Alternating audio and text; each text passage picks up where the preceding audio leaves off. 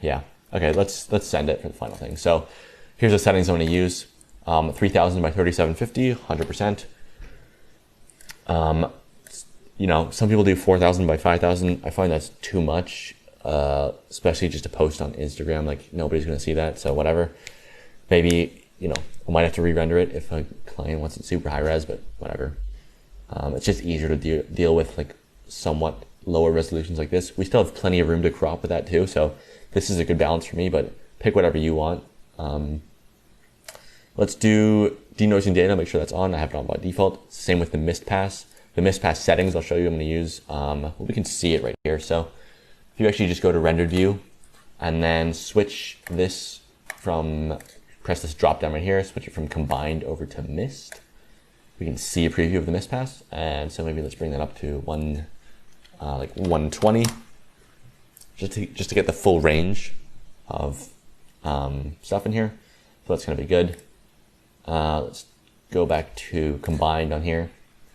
Could take like an ambient occlusion pass and all that stuff, but don't think I really need it. I think it'll be fine without that. What else do I need? Depth of field is on. We're not animating this, so motion blur doesn't matter. Nothing is really, well, we could turn it on, but everything's moving slowly, so I don't think we need motion blur. Samples, let's do 512. I don't think the 12 matters, just 500-ish is going to be good. If it looks bad at 500, try 1000. If it still looks bad, chances are you need to fix your lighting in the scene, and you've got some sort of problem with that. So if you have to go too high on the samples, it's probably something in your scene. Everything else, here's the light path settings that I'm going to use. Just make sure the transparent bounce is high enough. I think that is good. And yeah, I think that's everything. Let's just render it.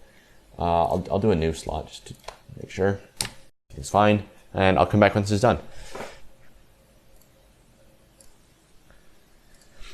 Okay, so yeah, this is a little bit chaotic, but I'm gonna bring it into Photoshop and edit it, and then if it still looks weird, then I might have to re-render some part of it or the entire thing.